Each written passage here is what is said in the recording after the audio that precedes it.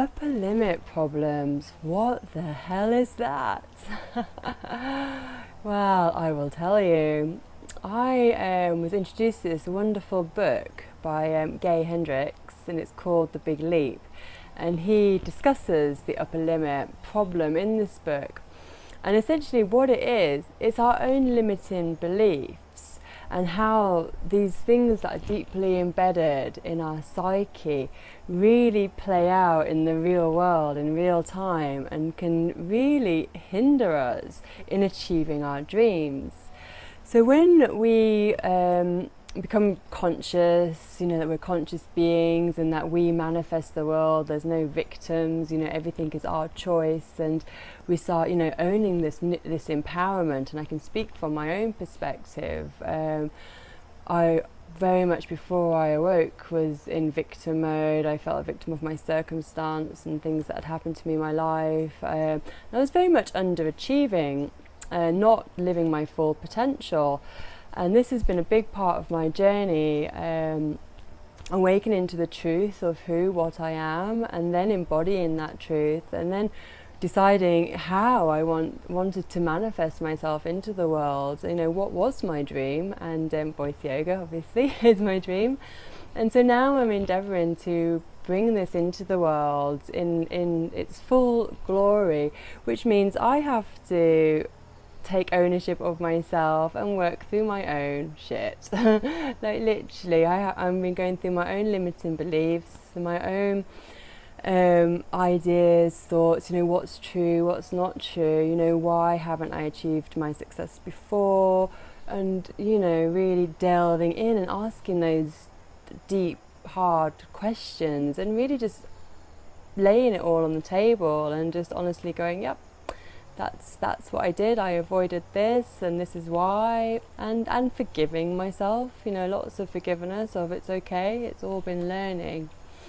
But now I've really dedicated and committed to my new journey and stepping into my power and being. So when I discovered this book, it really summed up a lot of things for me, because when you're struggling with self-worth and whether or not you deserve something, you sabotage yourself. And I've really noticed this, especially in my singing, in my kirtan.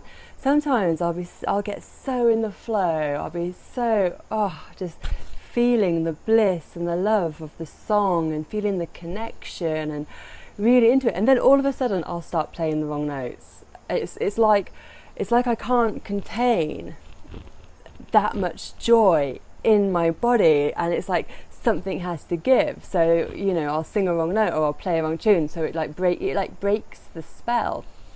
And I've become aware of myself doing this, and I laugh away because I know I'm learning and growing, so it's all okay. And I just ask that I can expand more and more into the light and be able to hold more joy, and I know I will grow and it will all move lovely. But then I also notice this in other aspects of my life, how getting the things you want, because you can spend so long thinking about the things you want, and you being like, life will be wonderful if I can get these things. And I become so used to the feeling of fear in my tummy. Like I've always had this tight sensation in my tummy of like anxiousness. And is everything going to be okay? Am I going to have enough? Will I be safe? And I've lived my whole life that way. And so this is a real deep programming within me. And now I'm really seeing that as when things start going really well and I'm getting all I want, there's one of fear that it's all going to be taken away and it will just disappear. And so that fear creeps in, and it's like self-sabotaging thoughts, it's like, because joy hasn't been my natural state most of my life. This is a new thing for me. These last few years have really been learning, clearing out the old wounding, clearing out the old stories, and coming into joy. So now I'm really understanding I'm having to build a container within myself to hold the joy. and it's uncomfortable. As weird as that sounds, it can be really uncomfortable. It's almost like, oh, like you know, like overstimulation is a good way to describe it. So then I noticed, you know, just something silly will happen to just bring me back down a peg, back into what is unfortunately been my comfort zone of feeling worry or anxiety. But now I really watch myself do it and kind of like lovingly laugh and go, oh, I see why you did that. I see why you just did something silly or whatever, so you could worry about it.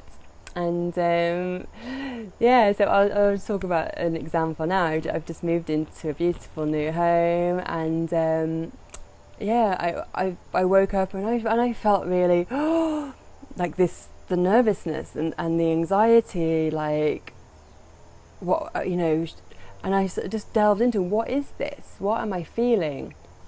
And yeah, and I was really honest about, I'm feeling worried, I'm feeling like I could lose it, I feel like I don't deserve it, who am I to live here? And like all these stories that from so many different places like were just coming up for me, and I just witnessed and allowed it, which it's been a very interesting process to go through. And yeah, just letting it go. And because this is what the book talks about as well, it's about just being aware that you're having this experience, and then just gently allowing yourself to feel more and more joy and accept more joy into your life, and see where you're trying to squirm out of the uncomfortable feeling and go back into the feeling you're more comfortable. It doesn't mean it's a nice feeling, it just means you're comfortable, it's known. You know, we get scared of the unknown. It's like, this is an unknown feeling, what is this? And yes, so you just go, oh, I know this one, I've been here a long time, so you just delve back into the anxiety feeling, even though it's not a nice feeling, do you know? So yeah, I just really felt to make this video and just share a little bit of what I've been going through, because I think a lot of us are expanding into our light self, expanding more into love, and a lot of us are working through trauma. We're working through lots of things that have gone on in our lives that maybe haven't been so blissful and so loving, and so maybe, like me, have been used to a non-bliss state and are struggling to adjust to a bliss state. And I think it's something worth talking about, because, you know, there's an expectation of, oh, happiness and joy, that's just awesome and it's really easy, but actually, yeah, it's a work too, and it's a work worth doing, that's for sure. So yeah, I hope this video gave you some comfort. Maybe, you know, it really resonated with you. Please comment below, subscribe. I'm just gonna make more videos talking about my journey, because I think voice yoga is singing mantra, but it's also using your voice to express your truth. So thank you for watching.